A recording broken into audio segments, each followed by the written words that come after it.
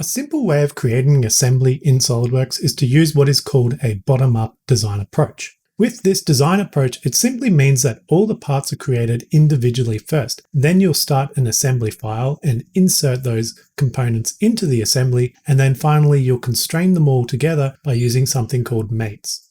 An alternative method is called a top-down design approach. Without going into too much details, this just means that the parts are created within the assembly. This lesson will just focus on a bottom-up design approach, whereas the top-down design approach will be covered in another lesson. In this lesson, you'll learn how to create an assembly, insert components into the assembly, how to move and rotate components within the assembly, and finally, how to constrain the components in the assembly by using something called mates. This lesson uses multiple parts to create an assembly, so download the zip file from the description of this video and then extract the contents to an area that you can find easily. One thing to note is that all the files were created in SolidWorks 2019, so you will need 2019 or newer to be able to open the files and follow along with this exercise. Finally, don't forget to subscribe to the channel, like the video, and let's begin the lesson. There are several different ways you can begin a new assembly in SolidWorks. When you already have a part open on screen, you can create an assembly from the part. You can do this by going up to the drop-down menu, click on File, and make Assembly from Part. When you do that, a pop-up box will come up. The only option here, unless you have additional templates, is Assembly, so just click on that to highlight it and go to OK. This will automatically bring up the Begin Assembly dialog. This is where you can start adding components to our assembly. Before continuing, there is another way you can create an assembly, which I'll quickly show you. So first click on the X to just cancel this assembly we just created. And then also click on the Close Assembly, so we're back to our original wheel file. So you can either go to the File menu at the top and then click on New, or you can just go Control-N on the keyboard, and that is also going to create a new file. From here, you'll have some templates, and you should see the default templates on screen that I have. So you'll have part, assembly, or drawing, and obviously we want to use an assembly template, so you can click on that and then go to OK. Once an assembly file is open, you'll have the option of either browsing for components to add into the assembly or creating a layout sketch. Also note, if you have any part files open in the background, like we do with our wheel file, it will show up in the Open Documents dialog box. The Create Layout sketch is useful for a top-down design approach, where you want to design components in the context of an assembly. However, in this lesson, we are just looking at a bottom-up design approach, so instead we'll choose a component to insert. In many cases, what you'll do is click on Browse, and then adding an assembly this way, or if you do already have a document open in the background, it should show up here, and you can just double click on it. If you have multiple files open in the background and you're not sure what they are, you can click on one and then go to the thumbnail preview and just drop that down. That will give you just a quick preview of what it looks like. And that way, if any of the names of the files haven't been done very well, you can just look at the thumbnail to quickly identify what the files are. In the options, you also have a selection box to enable graphics preview. So if we untick that, you'll see there's nothing showing up. This might just be helpful if you're adding a very complex part and slowing down your computer as it's moving around the screen. You can just untick that. Otherwise, generally, you'll just have this on all the time so you can see what you're placing. So what you should be seeing is as you move your mouse around the graphics area, you should see our component in that graphics area, which is, of course, our wheel file.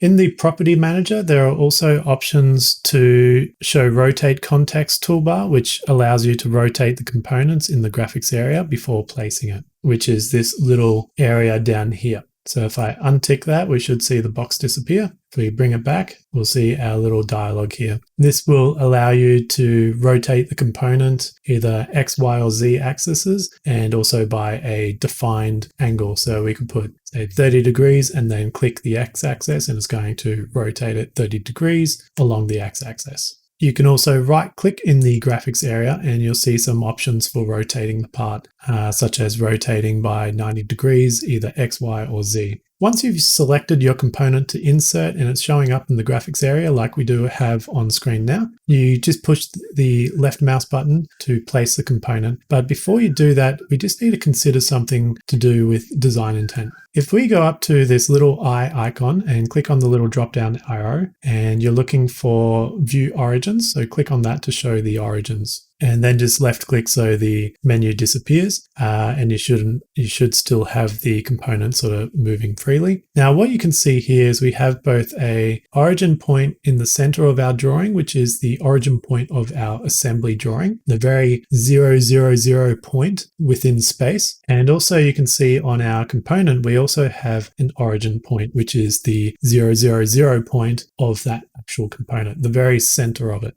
So if we did have our component over here and I was to click and it's going to place that component there, obviously the origin point between our component and the origin point of the assembly file are not going to align together. In some situations, you may want this, but 99% of the cases, you'll want the origin point of the component to be in line with the origin point of the assembly file. With the thought process of design intent here is that the original component, the first component, is going to be zeroed in to the origin point of the assembly file. So therefore, any other components that you're adding in or reference planes that you're using to build further layers of the assembly, it's all going to be related down to that 00 origin point of the assembly file, and usually the first component that you're placing in as well. The reference planes of the assembly are therefore aligned with the reference plane of that first component. This can make adding mates or other components easier while also helping you to predict and determine the center of mass and other values. If we hover our mouse just over the origin point of the assembly, you'll notice that it kind of snaps into position. So if we were to do this and then click the mouse button, it would position it exactly aligned with the origin point of the assembly with the origin point of our part file. But before doing this, I also want to show you another way.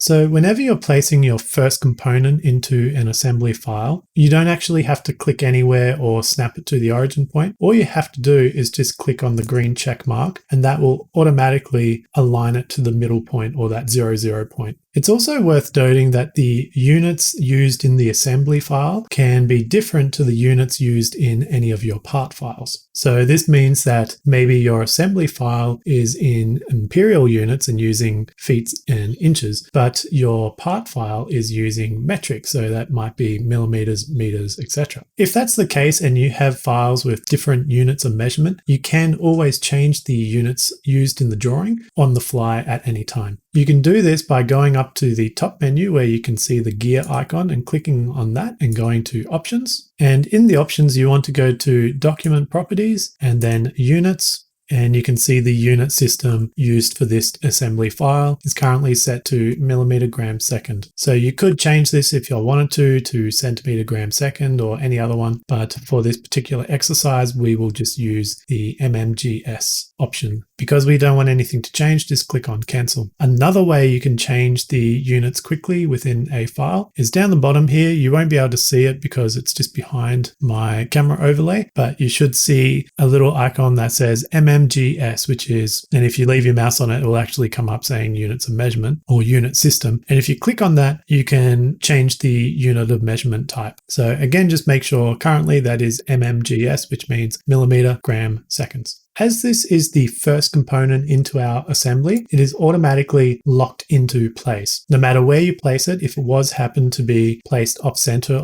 away from the origin point, it would be locked into that position. And if you click and drag around, you won't be able to move it. If you need to move it though, what you can do is right click on the component and then go to float. And this way you can now drag it around and it will move freely. If you right click on it again and go to fix, it's going to be fixed in position. Now we don't want to move that away from our origin point. We want it back to where it started. So we can just do Control Z to undo and go back to this position. Now we are going to move on to the next part of the lesson where we start to add more components into our assembly. Next, we're going to add some more components and also learn how to move and rotate those components within the assembly. Currently, we have our first component inserted into our assembly and it is locked to the origin point of the assembly. But when we add additional components, you'll find that they are set to float by default and therefore can move freely within the assembly. There are, of course, a few ways of inserting new components into our assembly. The first way we're going to look at is by opening an existing component, which we can do by doing Control O. And we are going to add our axle and click OK. With our Axle file now open, if you go up to the top here, you'll see these little icons up here. And if you just hold the mouse, it says click to tile right. So if you click on that, you'll notice that it's going to open all your currently open drawings in separate sort of tile windows. So what we're trying to do here is have this open on top of our assembly file, and then we can actually drag that component into our assembly. And then on this sort of top bar, we can just double click on that to maximize our assembly drawing. If you're not sure what file you're on, you can always just look up the top here. It should show you sort of an abbreviation of the file. Also, if you have multiple documents open, a quick way of switching between them is by pushing Control Tab on your keyboard, and that will just cycle between each file you have open within SolidWorks. Also, quickly to note, when you do place this Excel file, just click anywhere, as it doesn't matter where you place it, it will still be free to move even after the fact you've placed it, because it isn't the first component, which is by default locked down into position. But in this case, it is free to move, and we're going to add constraints to that in a moment. I'm going to show you another way we can add more components, but also while I'm here, we can show you how to delete a component. So you can either delete a component in an assembly by right-clicking on it in the feature manager, or in this case, component manager, and you can go down to delete. Or another quicker way is just to click on the component and then push delete on the keyboard. So with that gone from our assembly, if we go up to the feature manager tree or the command manager and go to insert components, just like we saw at the beginning of the lesson, our insert component dialog box is open. And because we still have our Axle file open in the background, it should show up in these open documents. So another way we can insert a component is by just opening the part file and then going to insert components and just having them all listed here. And from there, we can just click on it and then click in here. And again, I'm just going to show you one more way of inserting a component. So we can click on that one and delete. If you have a Windows Explorer window open, and here we have all our files, so you can just drag and drop files from Windows Explorer into your design as well. Doesn't matter which way you go about inserting components, just figure out what works easier and the quickest method for yourself is. Now, with the Axle inserted, you may notice that the orientation of the part is not what you want, and therefore we might need to rotate or move the component within the assembly to reposition it in a better way. You can do this in a few ways. So if you left click on a component and hold it down, you can drag it around. If you right click on a component, you can rotate it. And if you rotate it out of position, you can just Control Z to go back to your original position. And another way of moving components is to use the Move Component tool. So click on the component or components that you want. If you're selecting multiple components, you can hold down Control and then pick the components you want. In this case, we just want the Axle. So click on that and then go to Move Component. And here you'll have additional options for moving and rotating a part. The benefit to using the Move Component tool is that you can switch between the types of movements and rotations for components, all within the same command. The Move Component tool provides the same movement types as the mouse shortcuts, but adds additional options which aren't available by clicking and dragging. This allows you to further refine the component's positions. As an example, the Move option has a drop-down box, and we could change this to along assembly XYZ, and this way it will lock the movement in those X and Y positions relating to the assembly XYZ positions. And you also have some additional options here you can play around with, like along entity to XYZ position, etc. So to cancel this, you can either click OK or just escape on the keyboard. Another way of moving a component is by clicking on it, right-clicking on it, and going to Move with Triad. So this is a pretty good tool to use because it allows you that finer degree of movement. You can either go in an axis direction, so like a Y or an X, by clicking on the arrows and dragging. You can rotate by clicking on these areas, these radial areas, or you can move it in a sort of 2D area like the XZ by clicking on this area section and dragging it like that, or you can go along the YX axis by dragging it here. Be aware that even though we're moving and rotating components around the assembly, we're not defining its position and location or freedom of degrees. This is done by using something called mates, which will be shown in the next part of this lesson. But first we're going to add the rest of the components to our assembly so we can then add the mates to them. So let's do this by going up to Insert Components and then Browse. You should browse to the location of the extracted zip file for this lesson. And we're going to add these last components that we need. So we need the support and the plate. And if you hold down Control, you can select multiple components and add them into the assembly at the same time. So hold down Control, select the plate and the support, and then click on Open. You can move and drag around the screen before placing them to get a better position if you need to, but really the position's not going to matter because then we're going to define its location later. But just put it off the first one. It's going to ask where to place that, and then you'll notice it goes to the next part and you place that one. And if there were any more components that we selected in that process, it's just going to go through and you just place them one by one. You can probably picture what this assembly is going to be in the end, which may mean that you'll notice you need an additional support. So we can do this by going back to Insert Component and adding the same file again. But a quicker way of doing that is in our manager tree on the side here, find the support file, hold down Control, and then just drag it into the graphics area. And that's just going to make a duplicate of that item. So you can actually see there's two of these supports now. So if you've followed those steps so far, you should see something similar to what I have on my screen. And we're going to move on to the final part of this lesson, which is adding mates to these components so that we can lock them into the correct positions and build our final assembly. So far, we have learned how to insert components and move them around the model space. Now we're going to learn about something in SolidWorks called mates, which defines a component's freedom of movement and degrees of movement. You can think of mates as the glue between parts, and it's what holds the assembly together. So what you're doing is you're taking components or parts and you're using mates to sort of bring the faces together or limit the degrees of movement between them or space them a certain distance apart. And you kind of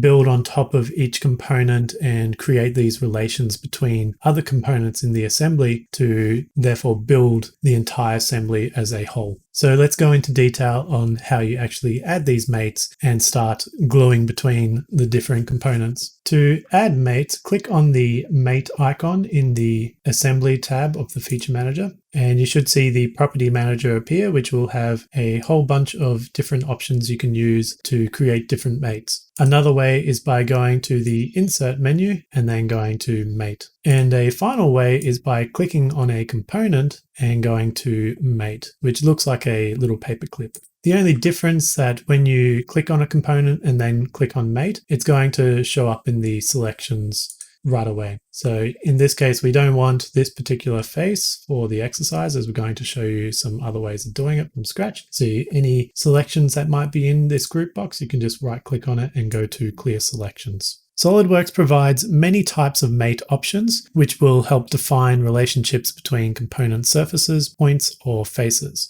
Note that the different mate types are similar to the geometric relations available when creating a sketch, and they behave in a similar way as well. You can also create distance and angle mates to constrain components and to always maintain a certain distance or angle between them. You may notice by default the standard mates group is activated, but there are also options for advanced mates and mechanical mates. These allow for more complex motion and relationships between parts. So I invite you to play around with all the mates available, but in this lesson, we'll just focus on the standard mates, which through your SolidWorks use, you'll probably use 99% of the time. Mates are used to set up boundaries and rules between components and restrict their degrees of freedom, but you must be careful not to over-define components by adding too many or conflicting mates. For example, a conflicting mate would be setting a coincident mate between this face and this face, so the two faces just join together, but then creating another mate, maybe a distant mate, telling it to be always apart by a specified distance. Now, obviously, this is going to conflict because you have one mate trying to push it together and another mate trying to pull them apart. And whenever you have a conflicting mate, it's going to tell you that there is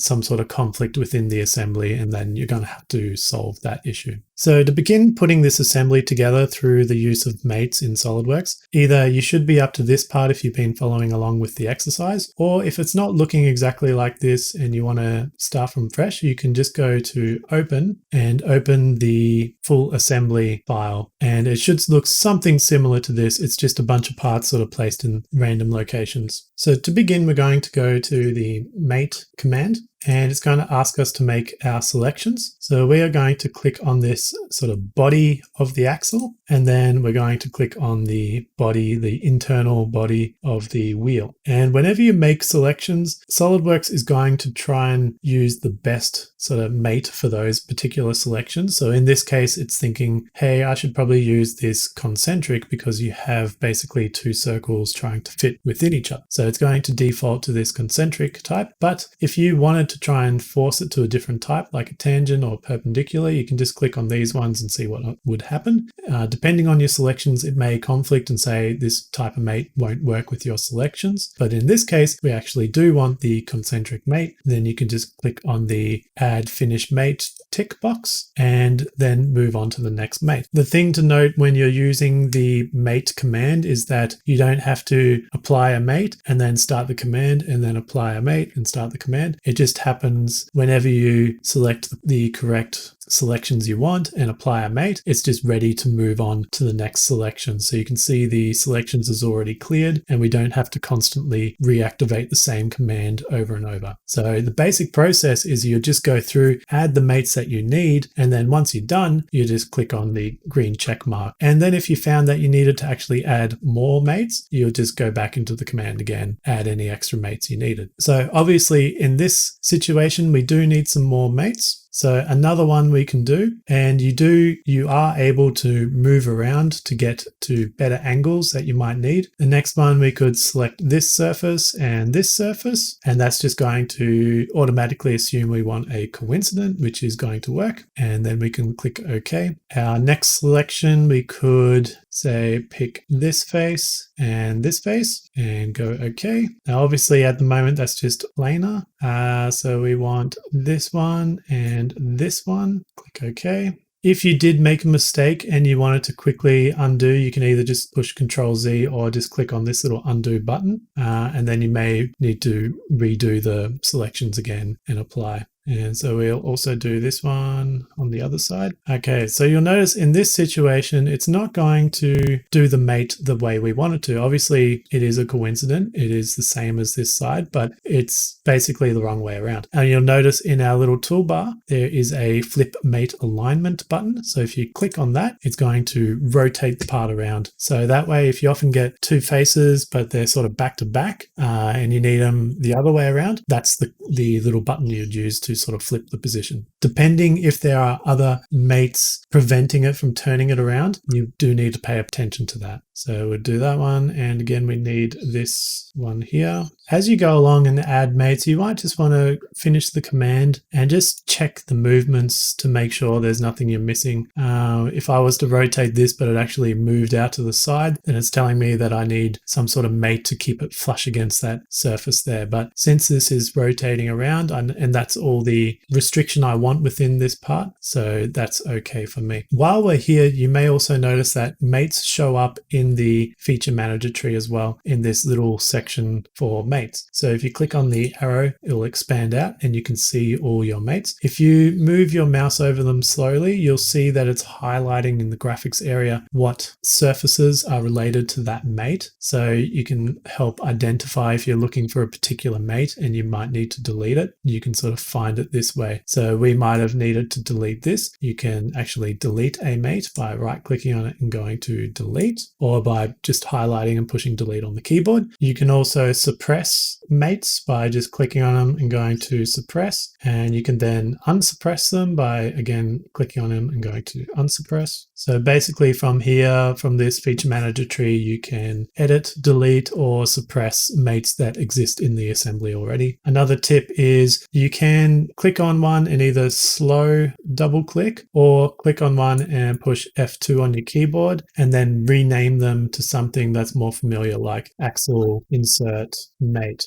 So this might just make it easier to identify key mates within the assembly. So our final mate is just this bottom plate. So we'll go and finish this off. So click on the mate tool. We want to click on that surface and this surface. Okay. And we also want this surface to be coincident with that surface. And then we might just click OK and see sort of what else is missing. And it just needs that final mates to sort of lock it in place. Now you could create a coincidence with, say, this face, and then the back face and the back face here. And that's going to sort of lock it in position. But there would be another easier way of doing this. So if we go to mate, we can click on this cutout and this cutout, and it's going to align those two. So you can imagine with all the other mates in place, that should, okay, so it's almost locked into place. I think the last one we need will be this one on the opposite corner, and therefore it's all completely locked in. Now you may notice that if we grab our wheel and we try and spin it, it's not going to turn because being the first component, it is locked in place. So to change that, we can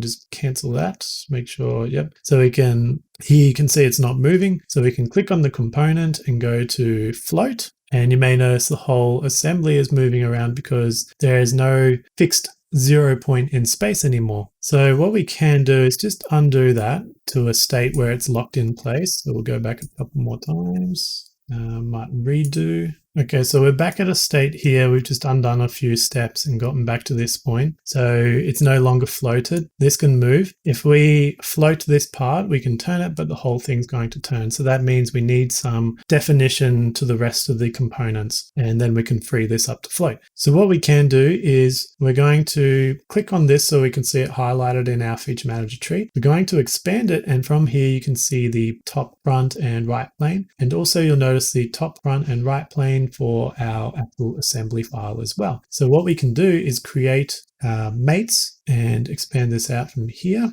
We're going to create a mate between the front plane of that base plate and the front plane of the drawing, and click OK. And then one between the top plane and the top plane. And you'll notice it may not like this one. No, it should be fine. If it doesn't work, we'll just clear it, and then we'll do the right plane and the right plane, and we'll click OK. And it's going to say, please select. So we want this to be coincident. Yep. And we'll just check if there's any more movement. Nope. So as you can see there, what I'm trying to do is just lock down the planes of that base plate with the planes of the actual origin of the file of the assembly drawing. So that's going to restrict any movement of this, and through that, the rest of the components as well. And from there, I can right click on the wheel, or click on the wheel, sorry, cancel the command first. Right click on the wheel, go to float. So as you can see, as we move it up and down, the wheel is spinning, but the whole assembly is moving up and down as well. And that's because that last plane wasn't done. So if we go back to our mate and we want the top plane, no, we'll just clear those selections, sorry. So clear those. We want the top plane and the top plane of the drawing. We're just going to select OK to that, and then finish our component. Control 7, and then if we rotate, finally we got it to a state where only the wheel spins around. Now, before finishing the lesson, I want to include just a few tips with adding mates and building assemblies with a bottom-up design approach. First, as I described before, mates can be renamed, and this can help make it easier to identify particular mates within an assembly, especially as you can see, just adding these mates to kind of build this assembly has created quite a long list of mates in there, and it can quickly become difficult to identify what is what. You don't want to go about and rename all of them because it's just time consuming and it's not really worth the effort, but there may be particular ones like maybe the axle. That could be a good one to rename to something like axle mate. And then you might pick another one like the base plate and the ground plane, and you could just rename to that to ground plane constraint or something along those lines. So just key ones, that can help a lot. Secondly, like I explained before, another way of identifying mates is just holding over your mouse, and that can quickly find what is particular mate that you need, and then you might delete it or suppress it or edit it. And finally is think about your design intent when creating an assembly. Because that first component that you place in is usually locked directly to the origin point of the assembly, usually I try and build my assemblies from that point. So in this particular lesson, the wheel has been the first component, but as you can see, it's created a lot of difficulty with creating that freedom of movement. We wanted that wheel to spin, but because it was locked into place, we had to create additional mates with the base plate and then having that move around, etc.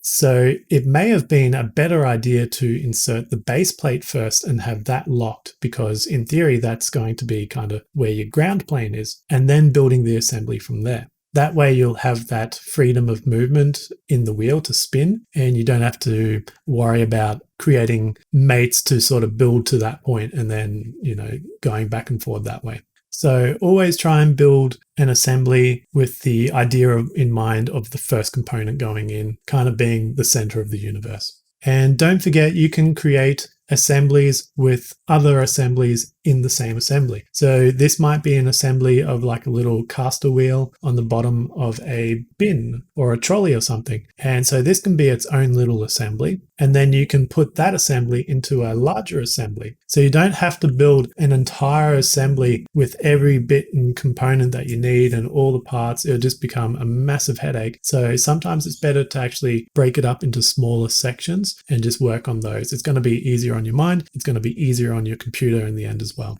So that brings us to the end of this lesson. Assemblies are something you're going to do a lot in SolidWorks, so it's important to kind of get the idea of it. Once you do a few basic assemblies like this, it'll become more and more familiar. You'll get a good idea of what mates to use and how to quickly use them. And when you do come across issues where things are conflicting, you'll be able to identify them pretty quickly and edit or remove them to fix up the issues and then continue on with your sort of building process. This particular method is for that bottom-up approach. So we're putting in components and sort of gluing them all together to create the assembly. The other way of doing it is the top-down, where you actually create an assembly and create parts within that assembly and then save the files out. But that type of design will be covered in a future lesson. So that should just give you an idea of how a bottom-up design approach works. And in most cases, this is how you do most assemblies anyway. You create the files first and then you sort of put it in together. It's usually just where you do a top-up where you have a bit more automation between how things work and they resize as things might change. But again, we'll leave that for another lesson as it's a bit more advanced. So if you enjoyed the lesson, don't forget to subscribe to the channel, like the video, and let's move on to the next lesson.